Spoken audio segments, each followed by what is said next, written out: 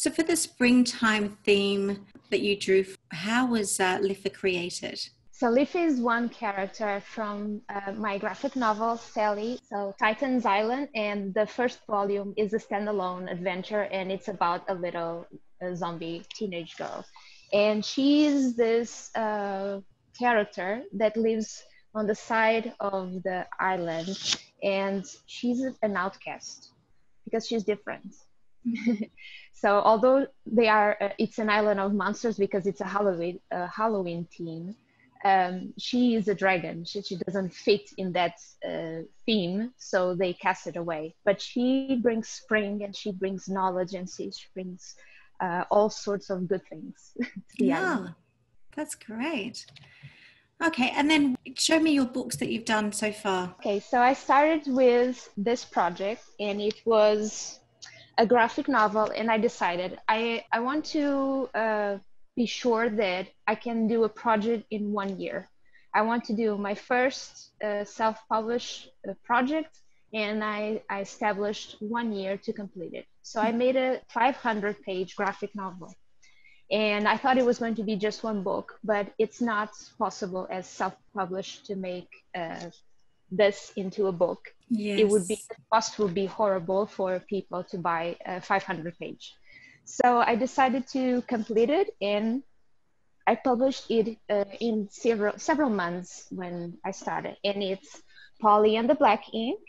Mm-hmm. And it's an adventure of parallel worlds. She goes into people's personality, and she visits our worlds, and she saves us from melancholy and the black ink that turns our worlds gray.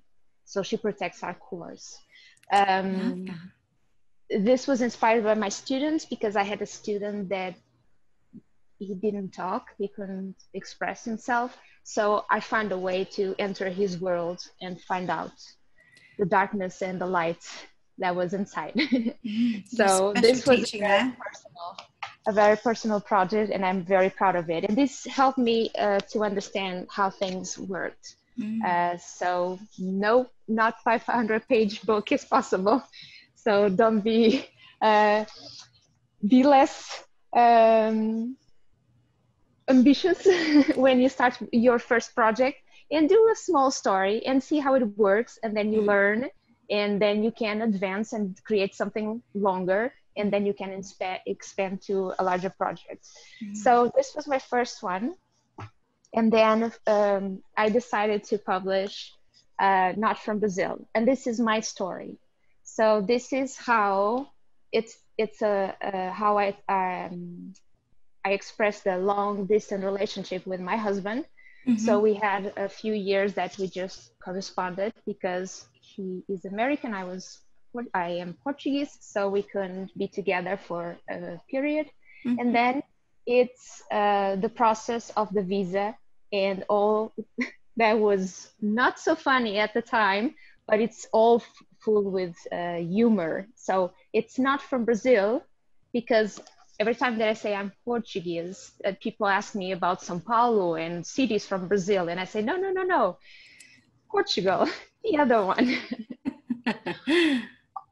Also, this project is very dear to me, because long distance relationship, it starts with 2 people, but then it becomes an entire family in long distance relationship. So this was a way for me to tell my parents and my friends what I lived to come here. But then I still publish every week an episode. Every Friday an episode comes out, and it's free. People can read it. There's like 600 episodes already online. And people know, what is Vanessa doing this week? Everything is real, everything is true, everything that happens on those episodes, it's my daily life. So it's my way to connect with those that stayed behind in my country. Then I decided, okay, I want to do my first novel, now for reals. Okay. So I have this manuscript already that I started writing a few years ago, and also it was for my students. It's a middle grade novel, but I decided to illustrate every chapter, and I didn't know how long it would take, and it turned out to extend my goal for one more year because I added about 150 illustrations to this book.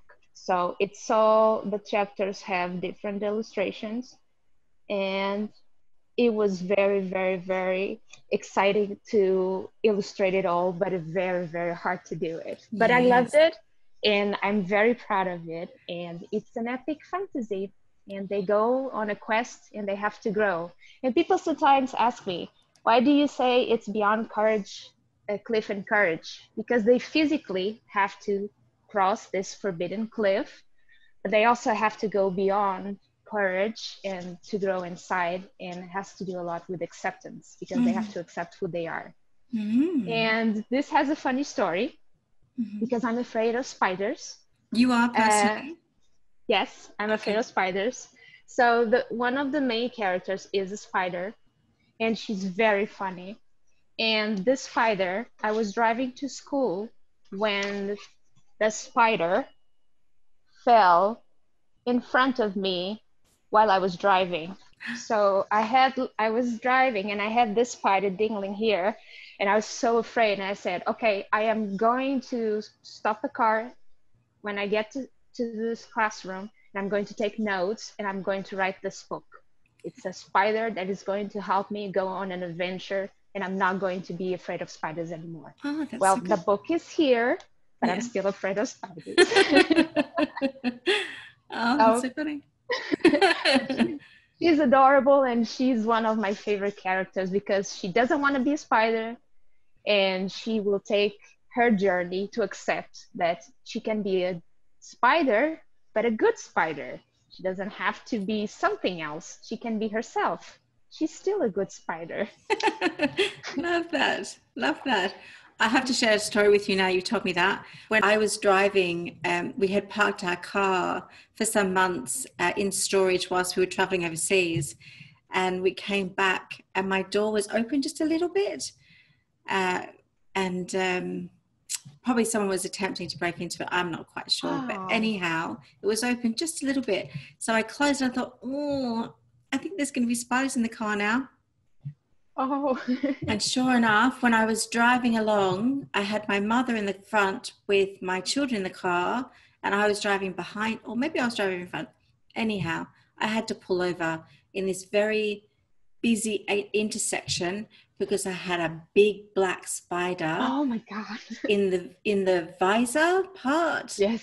Of the where you pull it down to protect your eyes from the exactly sun. That's what this one was. And this was a big black one. Oh God. They're called huntsmans here, and they come out like the size of your hand. Oh my God, I couldn't handle that. And yeah, I think I got an umbrella out of the car and tried to shoo it while people were honking their horns. And I was right up against this really busy intersection with a roundabout. I don't know if you get roundabouts there, but yes. It was a bit chaos. But it's good that you made a story from that experience. Yes. It has it in the end.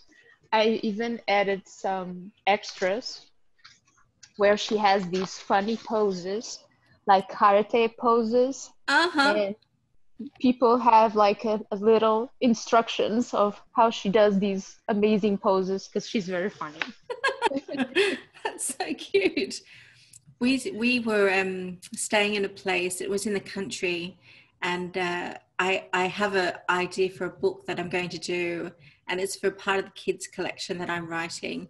And we had this mouse come into the house, and it was just full of so much personality and did all these really quirky, funny things. So yeah, you've got to take from those experiences and put a twist on them, haven't you? Exactly. That's what I say. Even if you don't like them, turn it into something good. Yeah, for sure.